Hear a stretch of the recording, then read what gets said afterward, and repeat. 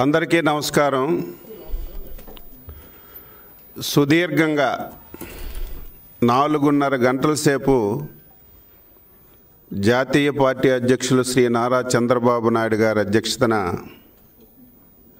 Polit bureau సమావేశం జరిగి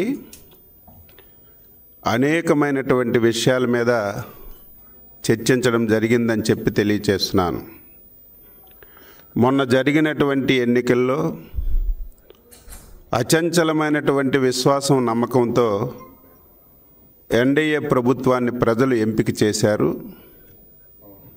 అధికారం చేపట్టి 7 మాసాలు పూర్తయింది.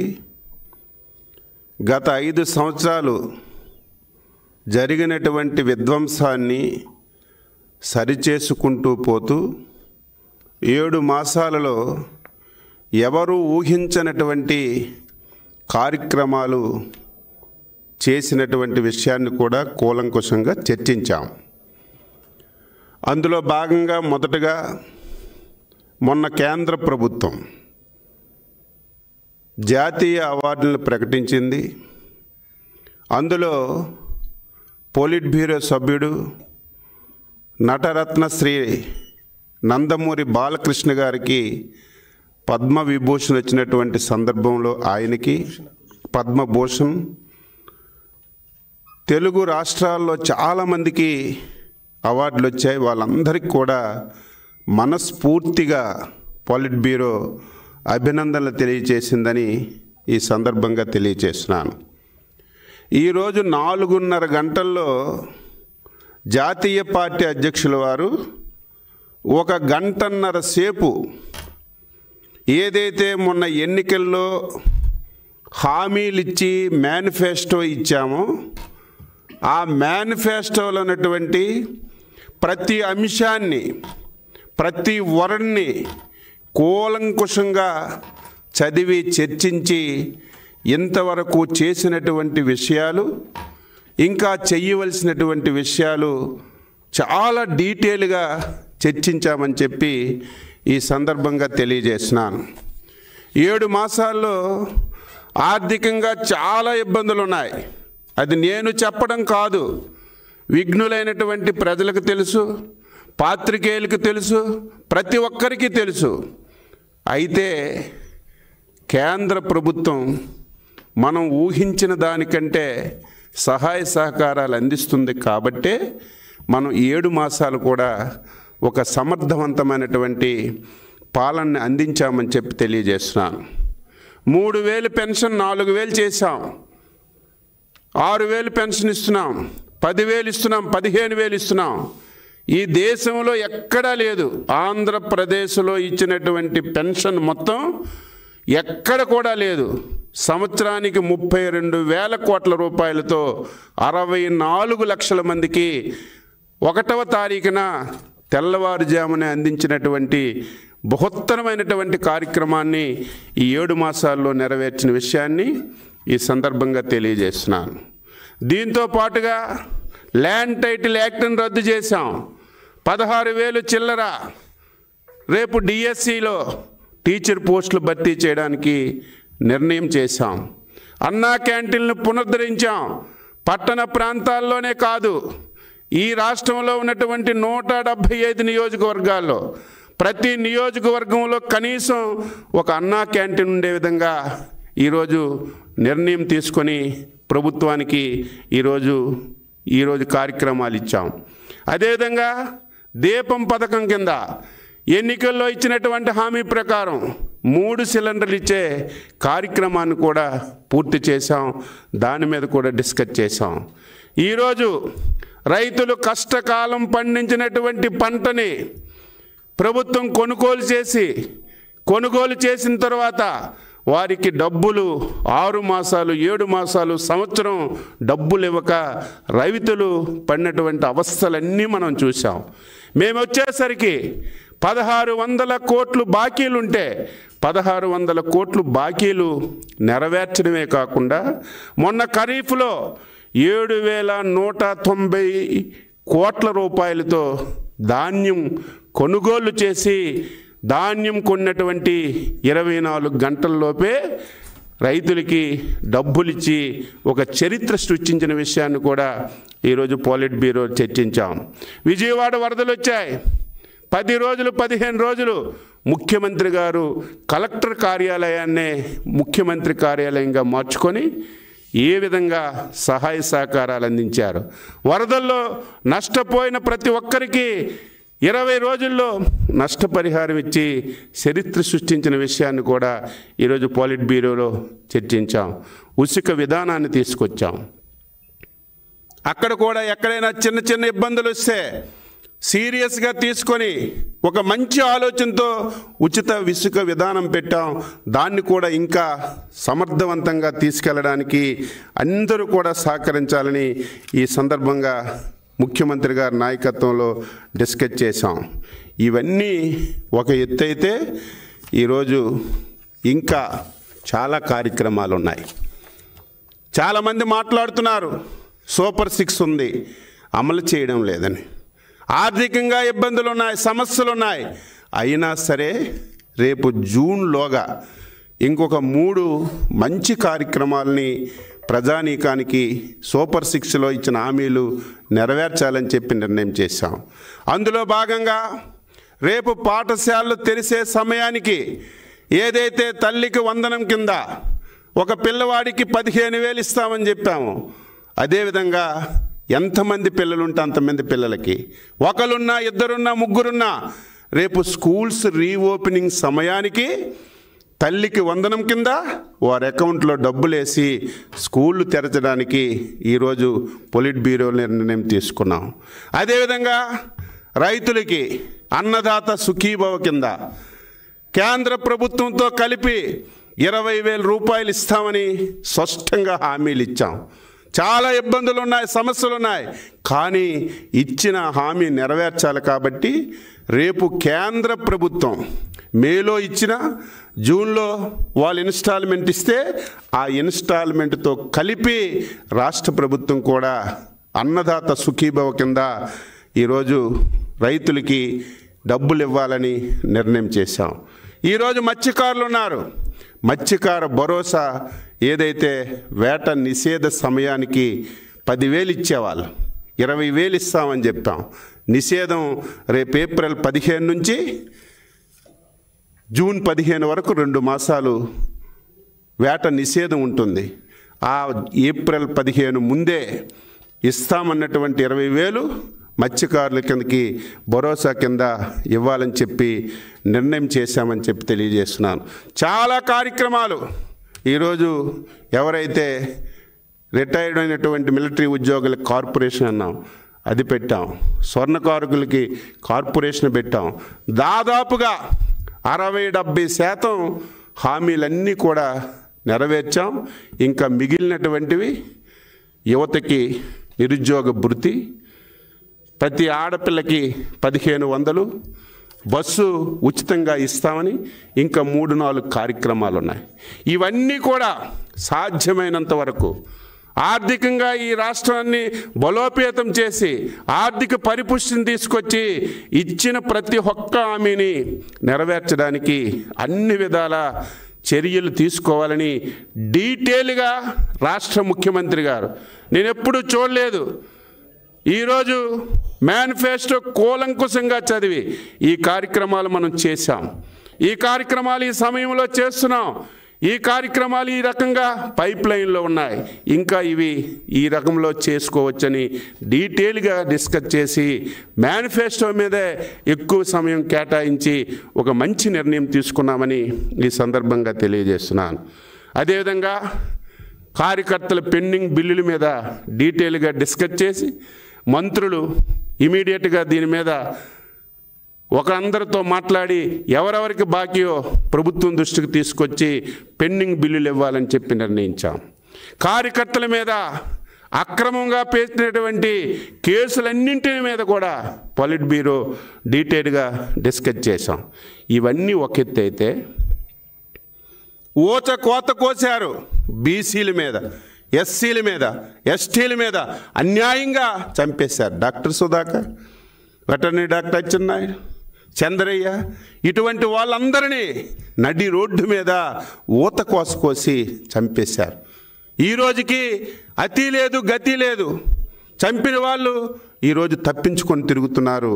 అందుకే ఈరోజు పొలిట్ బ్యూరోలో ఒక నిర్ణయం తీసుకున్నాం. ఆ కేసులన్నీ బయటికి తీసి ఒక ప్రత్యేకమైనటువంటి ట్రిబ్యునల్ని ఏర్పాటు చేసి వీలైనంత తొందరగా కేసులన్నీ పరిశీలన చేసి తప్పు చేసిన ప్రతి ఒక్కరికి శిక్షించాలని నిర్ణయం చేశాం. దీంతో పాటుగా 5 సంవత్సరాలు విజయనగరం జిల్లాలో రాముడు తల తీయడం, అంతర్వేదిలో రథం కాల్చడం, దేవాలయాల మీద విపరీతం దాడులు జరిగాయి. మళ్ళీ 5 సంవత్సరాల్లో దేవాలయాల మీద ప్రతి జరిగిన దాడిని హోంమంత్రి గారికి చెప్పాం. అవన్నీ తీసి ఆ రోజు ఎవరు చేశారు వాళ్ళందరి మీద వీలైనంత తొందరగా యాక్షన్ తీసుకోవాలని ఈ సందర్భంగా తెలియజేస్తున్నాం. 5 సంవత్సరాలు ఎవరినీ వదలలేదు. ఉద్యోగుల మీద కేసులు పెట్టారు, ఉపాధ్యాయుల మీద పెట్టారు, మీ పాత్రికేయ మీద పెట్టారు. వీలైనంత తొందరగా ఒక టైం బౌండ్ పెట్టుకొని గత 5 సంవత్సరాల్లో ఉపాధ్యాయుల మీద పెట్టిన కేసులు, ఉద్యోగుల పైన పెట్టిన కేసులు, విలేకరుల మీద పెట్టిన కేసులు అన్నీ తీసుకొని కేసులన్నీ కూడా రెఫర్ చేయాలని, కేసులన్నీ ఎత్తివేయాలని ఒక మంచి నిర్ణయం ఈరోజు పొలిట్ బ్యూరో డిస్కస్ చేసి తీసుకున్నామని చెప్పి ఈ సందర్భంగా తెలియజేస్తున్నాను. అదేవిధంగా పార్టీ ప్రధానంగా సభ్యత్వం యువనేత శ్రీ నారా లోకేష్ గారి నాయకత్వంలో సుమారుగా 1,02,00,000 దాటి 2 రాష్ట్రాల్లో సభ్యత్వం తీసుకున్నందుకు పొలిట్ బ్యూరో లోకేష్ బాబు గారికి హృదయపూర్వకంగా అభినందనలు తెలియజేశాం. ఈరోజు సభ్యత్వాలు పూర్తయ్యాయి. సంస్థాగతంగా ఎన్నికలు నిర్వహించాలని చెప్పాం. సంస్థాగతంలో ప్రధానమైనటువంటి పాత్ర పోషించినటువంటి వ్యవస్థ కుటుంబ సాధికార వ్యవస్థ. ప్రతి 60 మందికి ఒక వ్యక్తిని నియమించాలని, ఆ వ్యక్తి జాతీయ పార్టీ అధ్యక్షులు కూడా అందులో ఉండాలి, ప్రతి నాయకుడు అందులో ఉండాలి, మంత్రి ఉండాలి. ఎంత పెద్ద నాయకుడైనా సరే ఈ పార్టీలో రేపు భవిష్యత్తులో పదవులు కావాలన్నా, భవిష్యత్తులో పొజిషన్స్ కావాలన్నా తప్పనిసరిగా సభ్యత్వం ఉండాలి. రేపు ఏర్పాటు చేయబడినటువంటి సాధికార కుటుంబ సాధికార సారథి కార్యక్రమంలో ఒక సభ్యుడిగా ఉంటే తప్ప దేనికి అర్హత లేదని స్పష్టమైనటువంటి నిర్ణయం తీసుకున్నాం. రేపు 6వ తారీఖు నుంచి ఆ కార్యక్రమాన్ని స్టార్ట్ చేసి సంస్థాగత ఎన్నికలన్నీ కూడా ఈరోజు క్యూబ్స్ ఉన్నాయి. క్లస్టర్, యూనిట్, బూత్, గ్రామ కమిటీలు, మండల కమిటీలు, కార్పొరేషన్లో డివిజన్ కమిటీలు, మున్సిపల్లో వార్డు కమిటీలు, ఇవన్నీ నియోజకవర్గ సమన్వయ కమిటీలు, పార్లమెంటు కమిటీలు, ఇవన్నీ కూడా రేపు మహానాడు నాటికి కుటుంబ సాధికార సారథ నుంచి పార్లమెంట్ అధ్యక్షుడి వరకు పార్లమెంటు కమిటీలన్నీ పూర్తి చేసి మహానాడుకి ప్రిపేర్ అవుతామని చెప్పి తెలియజేస్తున్నాను.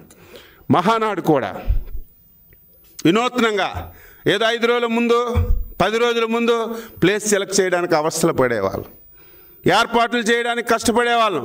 ఇక నుంచి అలగలేదు, 6 మాసాల ముందే నిర్ణయం చేయాలని ఈరోజు ఒక మంచి నిర్ణయం తీసుకున్నాం. ఈ రాష్ట్రంలో అనేక ప్రాంతాల్లో మహానాడులు నడిపాం. అటు తిరుపతి కానీ, అనంతపూర్ కానీ, విజయవాడ కానీ, విశాఖపట్నం కానీ, రాజమండ్రి కానీ, ప్రకాశం కానీ అన్ని దగ్గరలా పెట్టాం. ఈసారి కడప జిల్లాలో 27, 28, 29 మహానాడు పెట్టాలని చెప్పి నిర్ణయించాం. 3 రోజులు ఉంటుంది. 2 రోజులు చర్చలు జరుగుతాయి. 2వ రోజు జాతీయ పార్టీ అధ్యక్షుడు ఎన్నిక జరుగుతుంది. 3వ రోజు అక్కడే ఒక ప్రాంతాన్ని ఎంపిక చేసి ఒక భారీ బహిరంగ సభ 29వ తారీఖున చేయాలని చెప్పి నిర్ణయం చేశాం. ఈరోజు గ్రీవెన్సెస్ ప్రతిరోజు ఇక్కడికి తీసుకొచ్చి ఇబ్బంది పెట్టకుండా, ప్రతి ఒక్కరికి పార్టీ ఆఫీస్కి వచ్చి వారికి ఇబ్బంది కలిగించే విధంగా కాకుండా ప్రతి ఎమ్మెల్యే ప్రతి శనివారం తప్పనిసరిగా నియోజకవర్గంలో గ్రీవెన్స్ పెట్టి అక్కడ వచ్చినటువంటి సమస్యలు జిల్లా ఆఫీసర్స్కి, పార్టీ ఆఫీస్కి, ఇన్ఛార్జ్ మంత్రులకి ఇచ్చి ఎక్కడ ఒక్కడ పరిష్కరించాలని ఒక మంచి నిర్ణయం తీసుకున్నాం. ఇక నుంచి జాతీయ పార్టీ ఆఫీసులో కూడా ప్రతి శనివారమే గ్రీవెన్స్ ఉంటుందని ఈ సందర్భంగా తెలియజేస్తున్నాను. ఎందుకంటే ప్రతిరోజు గ్రీవెన్స్ వల్ల పార్టీ వ్యవహారం జరగడం లేదు. కనీసం పార్టీలో మనం డీటెయిల్గా చేయవలసిన కార్యక్రమాల గురించి కూడా మాట్లాడలేకపోతున్నాం. కాబట్టి ప్రతిరోజు వచ్చిన వాళ్ళవి గ్రీవెన్స్ తీసుకున్నా సరే మంత్రులు హాజరయ్యి ప్రతి శనివారం గ్రీవెన్స్లో ఉండి దాన్ని కూడా పరిష్కారం చేస్తామని ఈ సందర్భంగా తెలియజేస్తున్నాను. ఇన్ఛార్జ్ మంత్రి తూతూ మంత్రంగా కాకుండా ప్రతిసారి వెళ్ళి 2 రోజులు ఉండాలి. మొదటి రోజు తప్పనిసరిగా ఆ జిల్లా విస్తృత స్థాయి సమావేశం పెట్టాలి. అదే రోజు సాయంత్రం 3 పార్టీలతో కలిసి సమన్వయ సమావేశం పెట్టాలి. ఆ రాత్రికి అక్కడే ఉండి మరుసటి రోజు DDR సమావేశం పెట్టి మొదటి రోజు కార్యకర్తలు చెప్పిన సమస్యలు, నాయకులు చెప్పిన సమస్యలు DDRస్లో చర్చించి పరిష్కరించాలని ఒక మంచి నిర్ణయం తీసుకున్నామని ఈ సందర్భంగా తెలియజేస్తున్నాను. నామినేటెడ్ పోస్టులు ఇప్పటికే 80 కార్పొరేషన్లు వేసాం. 48,000 సాగునీటి సంఘాలు వేసాం.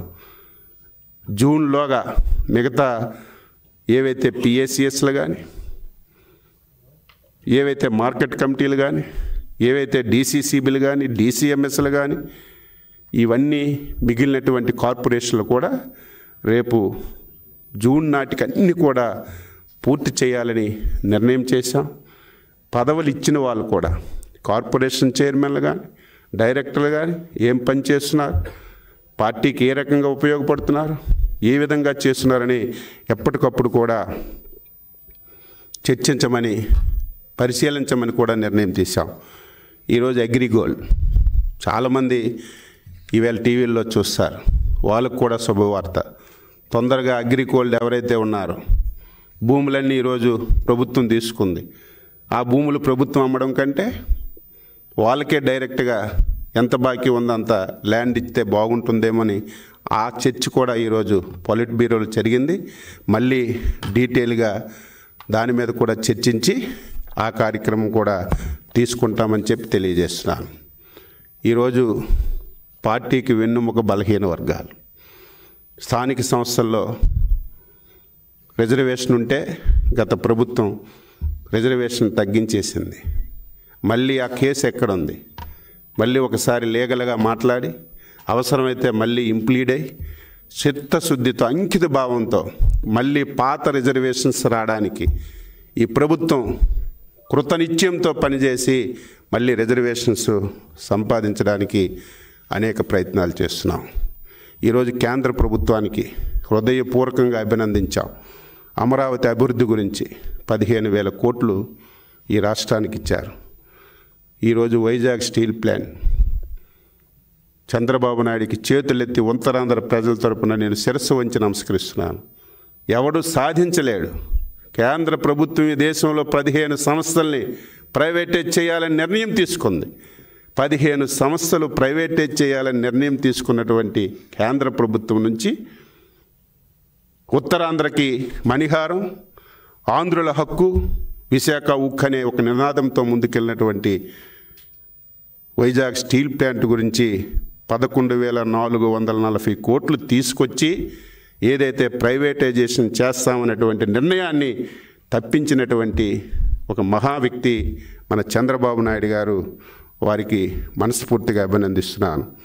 ఈరోజు నక్కపల్లి బల్క్ డ్రగ్స్ పార్క్ గురించి 14,000 కోట్లు, పోలవరం ప్రాజెక్టుకి 12,000 కోట్లు, కొప్పర్తి వాల్వకొల్లికి 4,936 కోట్లు ఈరోజు కేంద్ర ప్రభుత్వం ఇవ్వడమే కాకుండా అనేక విధాలుగా సహకారం ఇస్తుంది.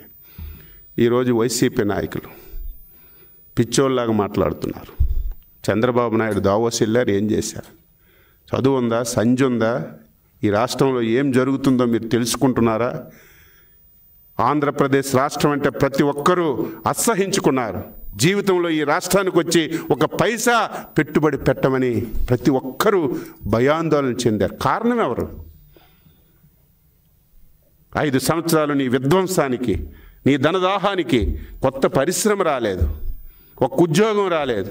ఉన్న పరిశ్రమలన్నీ నీకు చేతులెత్తి దండం పెట్టి పక్క రాష్ట్రాలకి, పక్క ప్రాంతాలకి వెళ్ళిపోయి పరిశ్రమలు లేకుండా అవస్థలు పెడితే, నువ్వు చేసిన విధ్వంసాన్ని, నువ్వు చేసినటువంటి అపనమ్మకాన్ని 7 మాసాలు సమర్థవంతమైనటువంటి చంద్రబాబు నాయకత్వంలో మళ్ళీ ఒక హోప్ కలిగించి ప్రతి ఒక్కరికి ఒక నమ్మకాన్ని ఇచ్చి ఈ రాష్ట్రానికి పరిశ్రమలు తీసుకురావడానికి ప్రయత్నం చేస్తున్నాం. ఈ 7 మాసాల్లో 10 లక్షల కోట్లు పెట్టుబడులు పెట్టడానికి సిద్ధంగా వచ్చారు. 10 లక్షల కోట్లు. అందులో 6,33,568 కోట్లు ఆల్రెడీ డిసైడ్ అయ్యారు. శాంక్షన్స్ చేశాం, ల్యాండ్స్ ఇచ్చాం. కొన్ని రేపో ఎల్లుండో ఫౌండేషన్స్ కూడా వేస్తాం. ఉదాహరణకి రామాయంపట్నంలో BPCL రిఫైనరీ ఫ్యాక్టరీ అన్ని ల్యాండ్ కూడా నిన్న ఇచ్చాం. 1 నెలలో 2 మాసాల్లో ఫౌండేషన్ వేస్తాం. పాయికరాపేటలో మిట్టలు 70,000 కోట్ల రూపాయలతో స్టీల్ ప్లాంట్. ఈరోజు ఉత్తరాంధ్రకి అనేక ప్రాజెక్టులు, అన్ని ప్రాజెక్టులు నేను ఇప్పుడే చెప్పాను. 6,33,568 కోట్లు ఈ 7 మాసాల్లో తీసుకొచ్చాం. సుమారుగా 4,10,000 మందికి ఉద్యోగాలు ఇచ్చే కార్యక్రమాన్ని తీసుకున్నాం. ఇవన్నీ 6 మాసాల్లో చేస్తున్నాం. ఈరోజు ప్రభుత్వం అన్ని విధాల కష్టపడి ఏదైతే ప్రజలకు ఇచ్చినటువంటి హామీలు 6 మాసాల్లో మొత్తం రోడ్లన్నీ పోయాయి. మీరు చూశారు. R&Bలో 1,300 కోట్లు ఇచ్చాం. రోడ్లన్నీ గోతులు కప్పాం. మీరే నిన్న లేదు మొన్న పేపర్లో వేస్తే ఆనందపడ్డాను. వెయ్యాలి. గత 5 సంవత్సరాలు చూపించిన రోడ్డు వేశారు. మేము వచ్చిన తర్వాత 7 మాసాలు మేము చూపించిన రోడ్డు పక్క ఫోటోలు వేశారు. ఇది ప్రజలు కూడా వాట్సాప్లో పెట్టాలి. ఈ ప్రభుత్వం చేసిన మంచిని ప్రతి ఒక్కరు తెలియజేయాలి. మీ ఊర్లో మేము అధికారంకి వచ్చినప్పటికి మీ ఊర్లో రోడ్డు ఎలాగుండేది, మేము వచ్చిన తర్వాత రోడ్లు ఎలాగున్నాయి, మీరు కూడా ఎక్కడికక్కడ తెలియజేయవలసిన బాధ్యత ఉంది. అదేవిధంగా పల్లి పండుగ కింద మళ్ళీ 5,000 కిలోమీటర్ల రోడ్లు 5,000 కోట్ల రూపాయలతో గ్రామీణ ప్రాంతాల్లో రోడ్లు వేసాం. కేంద్ర ప్రభుత్వం ఇచ్చినటువంటి మొత్తం పథకాలన్నీ నాశనం చేశారు.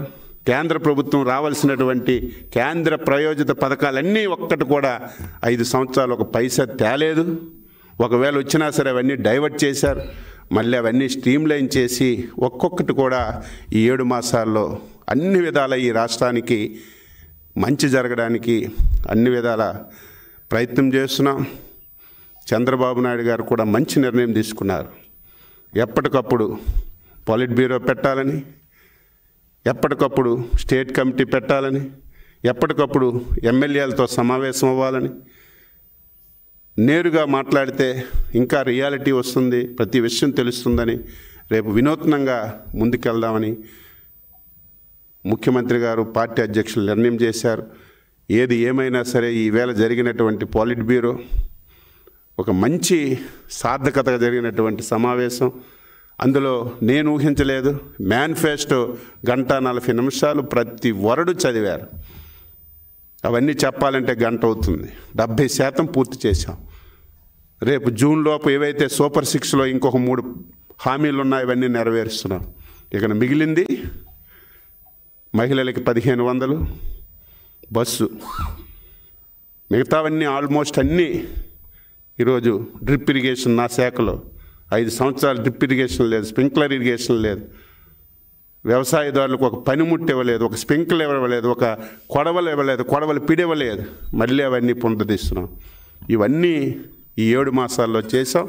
రేపు భవిష్యత్తులో ఇంకా ప్రజలు ఆశించిన విధంగా, ప్రజలు కోరుకునే విధంగా మేమన్నీ చేసి ముందుకెళ్తామని ఈ సందర్భంగా తెలియజేస్తూ, ఈరోజు పాలిట్ బ్యూరో మంచి నిర్ణయాలు, ఉపాధ్యాయుల మీద పెట్టిన కేసులు, ఉద్యోగులపైన పెట్టిన కేసులు, ముఖ్యంగా విలేకరుల మీద పెట్టిన కేసులు, మీరు కూడా ఏముంటే మాకు ఇవ్వండి, మేము తెప్పిస్తున్నాం. తెప్పించి కేసులన్నీ ఎత్తడానికి ప్రయత్నం చేస్తాం. ఎవరైతే ఊచకాత కోసారో, చంపేశారో వాళ్ళు తప్పనిసరిగా ప్రత్యేక ట్రిబ్యునల్ పెట్టి తొందరగా కేసులన్నీ ఛేదించి వాళ్ళకి శిక్ష పడే విధంగా ఇటువంటి మంచి నిర్ణయాలు ఈరోజు పొలిట్ బ్యూరో చర్చించాం. ఇవన్నీ ప్రభుత్వానికి సమర్పించి పరిష్కరిస్తామని చెప్పి సందర్భంగా తెలియజేస్తూ అందరికీ నమస్కారం. అంటే ఒకసారి డిస్కస్ చేసాం దాని మీద. మ్యాక్సిమం మనం శ్రీకాకుళం నుంచి తీసుకుంటే ఎక్కడ మనకు పెద్ద ప్రాబ్లమ్స్ లేవు. మీకు తెలిసిన సమస్య, మాకు తెలిసిన సమస్య ఒకటి రెండు దగ్గరలో ఉంది. ఒకటి మార్కాపురంలో జిల్లా కావాలని అడుగుతున్నారు. అదేవిధంగా లేని సమస్యను కొత్తగా సృష్టించాడు సొంత మనుషుల గురించి. అక్కడ కడప జిల్లాలో రాజంపేట జిల్లా చేయవలసింది రాజంపేట తీసి రాయచోటి పెట్టారు. అటు మదనపల్లి దూరం ఉంది. ఇవన్నీ ఒకసారి డిస్కస్ చేసాం. ఏం చేస్తే బాగుంటుందో మీరు సలహాలు ఇవ్వండి అని అడిగారు. ముఖ్యమంత్రి కూడా ఆలోచన చేసి ఇవన్నీ మేము ఎలక్షన్లో చెప్పాం. ఇప్పుడు కొత్తగా మేమేమి బయటకు తెచ్చింది, ఎలక్షన్లో చెప్పాం. చెప్పిన తర్వాత ప్రజలు మ్యాండేట్ ఇచ్చారు మాకు. కాబట్టి ఇవన్నిటి మీద ఒక డిస్కషన్ జరిగింది. అది కూడా చేసే కార్యక్రమం చేస్తాం. ముంపు మండలాలు కూడా ఒక జిల్లా చేస్తామని అది కూడా డిస్కస్ చేస్తాం. ఇంకా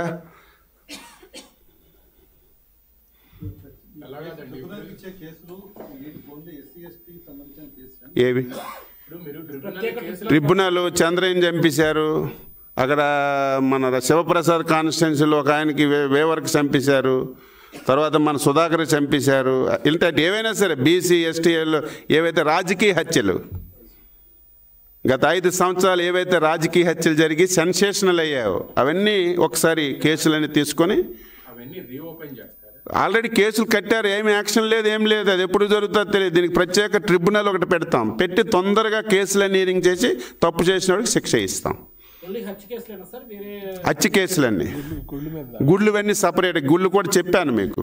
మా కార్యకర్తల మీద తప్పుడు కేసులు అన్నీ ఒకసారి డిస్కస్ చేస్తున్నాం. లీగల్గా ఏముంది, ఏదో అధికారం వచ్చింది కాబట్టి తీసిలేం కదా, లీగల్గా ఏం చేస్తాం అవి కూడా డిస్కస్ చేస్తాం.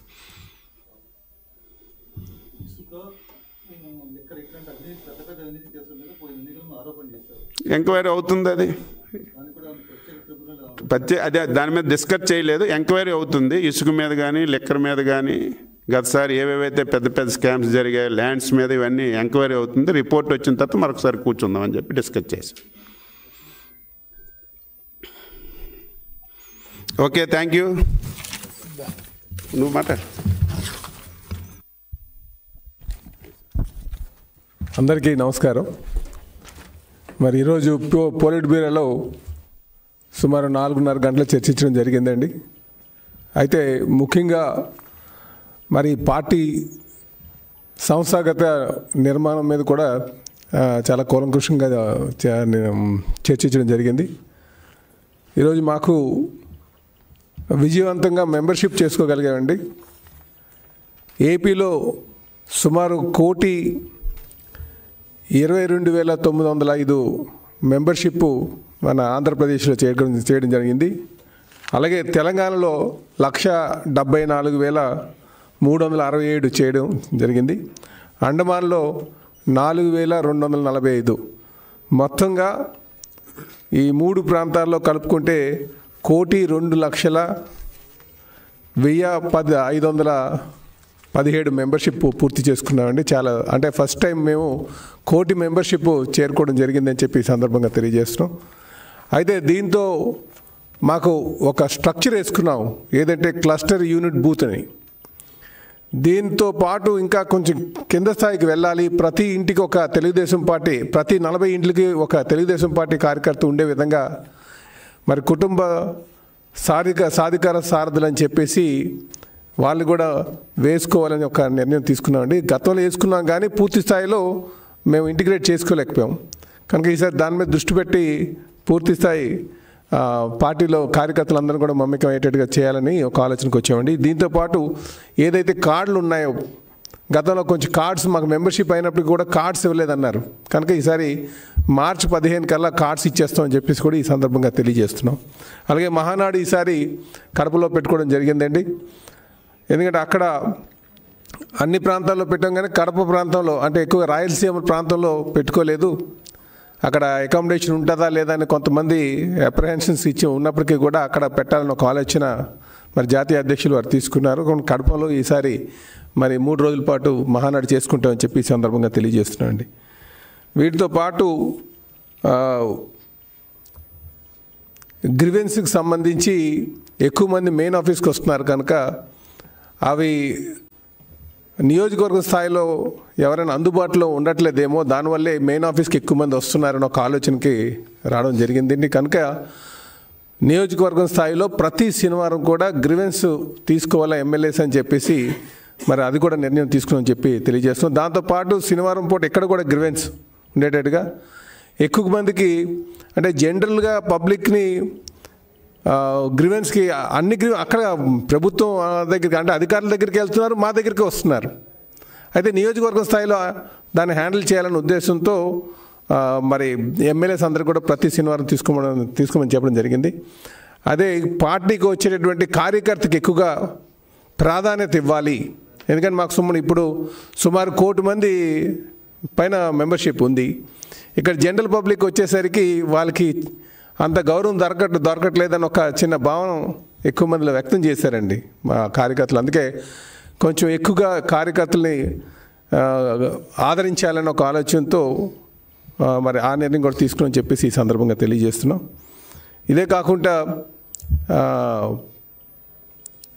ఈ రాష్ట్రంలో చూసుకుంటే మనకి ఇప్పుడున్నటువంటి అప్పు నుంచి మనం బయటపడాలంటే మనం గ్రోత్ రేట్ ఎక్కువగా ఉండాలి.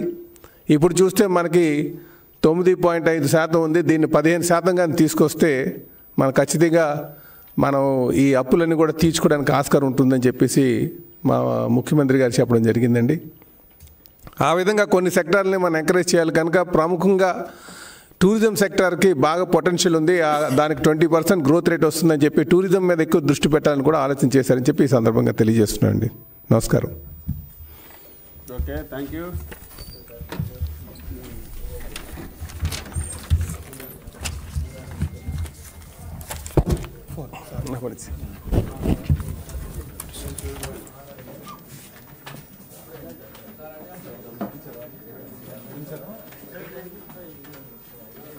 సార్ ఇప్పుడు మహానాడు దాకా